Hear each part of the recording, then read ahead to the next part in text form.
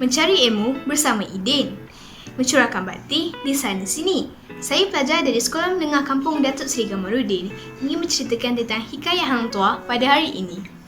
Assalamualaikum warahmatullahi wabarakatuh dan salam sejahtera. Saya Arisa binti Marosli, pelajar tingkatan 4 Sains dari Sekolah Menengah Kampung Datuk Seri Kamaruddin. Saya merupakan salah seorang pelajar cemerlang dalam akademik dengan pencapaian 6A dalam UPSR dan juga telah menyertai pertandingan bicara birama dan berpidato sehinggalah ke peringkat negeri.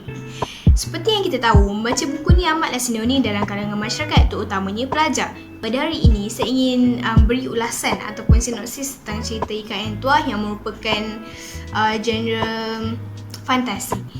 Buku ni ditulis oleh Kasim Ahmad dan cetakan pertamanya pada tahun 1997. Buku ni dia terdapat 594 muka surat dan saya dah khatam buku ni 3 hari yang lalu. Jadi, Hang Tuah ni dikenali di serata dunia dengan perwatakan dia yang sangat berani, sangat bijaksana dan juga tutur bahasa dia yang sangat halus. Beliau mempunyai sahabat karib yang bernama Hang Jebat, Hang Kasturi, Hang Lekeh dan Hang Lengkiu. Mereka punya persahabatan ni sangat rapat. Ibaratkan seperti isi dengan kuku. Jadi, sewaktu mereka berlayar ke Pulau Tinggi, mereka telah membunuh segerombolan lanun dan mereka terus diambil untuk berkhidmat di bawah Sultan oleh bendahara. Sebab bendahara tu dapat tengok mereka, bendahara tu sendiri kagum dengan mereka sebab tu umur yang sangat muda. Yelah, siapa je yang berani nak bunuh lanun-lanun tu? Waktu umur 10 tahun kot. Hang Tuah ni telah pun menyahut cabaran oleh Tamim Sari, iaitu salah seorang anak buah daripada kerajaan Majapahit.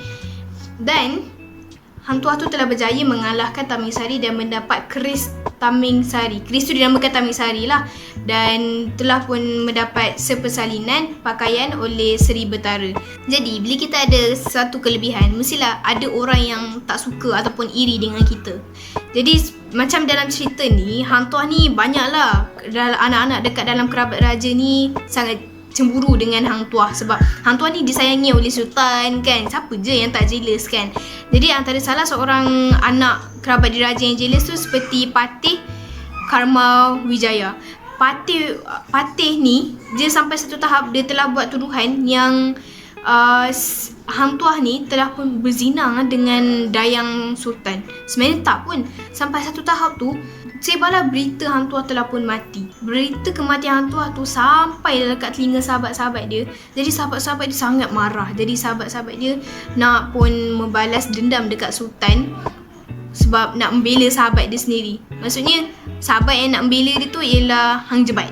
Sultan tu keluar daripada istana dan umumkan dekat semua orang yang Hang Jebat ni ialah seorang pendahaka. Jadi daripada mula dan saat tu ramai orang yang cuba untuk bunuh Hang Jebat, tapi satu orang pun tak dapat.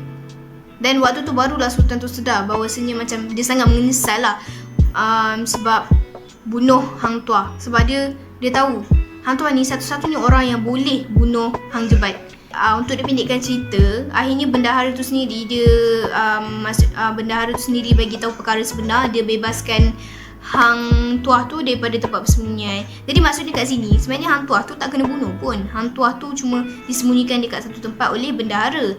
Jadi Sultan pun ampunkan si Hang Tuah dan dia mentitahkan Hang Tuah untuk membunuh Hang Jebat. Dan selama 7 hari Hang Tuah cuba untuk bunuh Hang Jebat dan akhirnya Hang Jebat telah pun mati di tangan Hang Tuah. Dan selepas Hang Tuah telah pun berjaya membunuh si Hang Jebat tu, Hang Tuah dapat balik dia punya keris Tamim Sari tu. Tapi lepas kejadian Hang Tuah tu bunuh sahabat dia sendiri iaitu Hang Jebat, dia dikatakan telah menghilang. Dan tak ada siapa pun tahu dia kat mana sekarang ni. Tapi kata orang dia masih hidup. Jadi dia bagi pengejaran untuk saya untuk taat dan jujur dan amanah dalam melaksanakan tugasan. Sebagai contohnya macam tadi saya cakap, Hang Tuah tu telah membunuh sahabat karib dia sendiri iaitu Hang Jebat sebab itu yang merupakan arahan daripada Sultan. Saya yang merupakan antara salah seorang pembaca buku hikayat Hang Tuah amat menggalakkan masyarakat tu, utamanya pelajar, untuk baca buku ni. Sebab apa tahu? Dia dapat beri pengajaran ataupun mengajar kita dalam menggunakan bahasa klasik dan mendalami lagi bahasa-bahasa yang lama. Sebab kat dalam ni kebanyakannya dia menggunakan bahasa klasik, terutamanya dalam dialog. Jadi mungkin pada awalnya kalau kita baca ni kita rasa macam agak janggal dan macam tak faham apa benda ni. Tapi lama-lama bila kita dah biasa baca tu, kita pun macam oh benda ni maksud dia ni, oh ni tahu dah maksudnya. Sebab kata pepatah, alah tegal bisa, tegal biasa.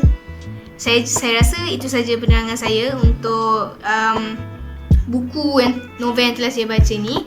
Jadi saya harap sedikit sebanyak dapat memberikan manfaat kepada masyarakat di luar sana. Itu sahaja dari saya. Sekian dan Assalamualaikum.